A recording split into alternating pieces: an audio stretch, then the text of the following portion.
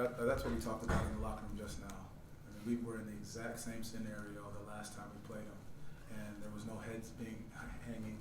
Our guys had a level of resiliency about them, toughness to know that they wanted to go out and get the game. They were decisive in their decisions. They communicated with one another. They sat down and guarded. So I think our guys did a great job of showing the growth from learning from one game to the next. What did you tell the team after regulation, before overtime started? Was their spirit still good? And what was the momentum going into overtime like as far as keeping them under control? Well, just like the last time we played them going into the overtime with a tough shot, they walked in there and said, let's go get it. That was their demeanor. That was their level of confidence in themselves because we had been there before. You can draw back. That's the great experience, the great part about experience, that for a young team, you have to go through it. You have to look at the scenario and say, what can we do differently? Where can we improve? And they showed that tonight. Before the game, we talked a lot about Wendell Carter and what he can bring to the team, just how significant was just his presence on both ends of the floor tonight. He doesn't know how good he is. That's the crazy part. This young man is special.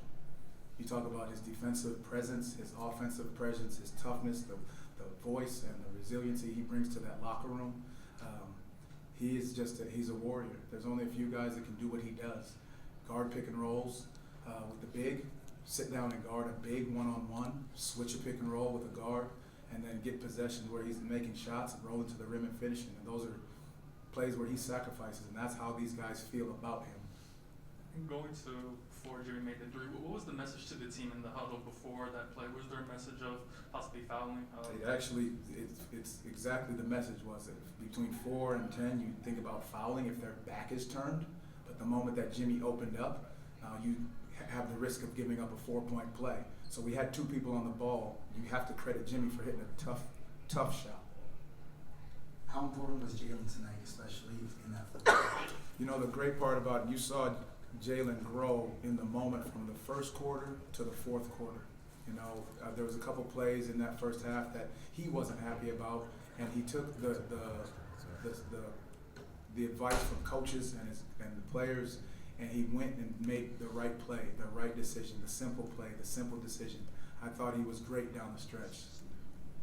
Coach Franz picked up that ankle injury in that fourth quarter. How did he seem in the locker room when you were back there? He seemed okay. I mean, obviously we're going to have to look at it and get it evaluated, and we'll know more, possibly tomorrow.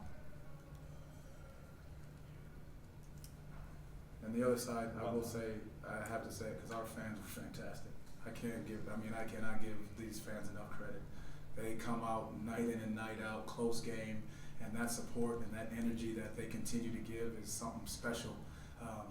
For a team that's continued to grow, continue to get better, we feel all of that. So I can't say it enough. On that note, kind of how important does this victory feel, just being kind of this in-state rivalry with Miami, and considering how that last game ended?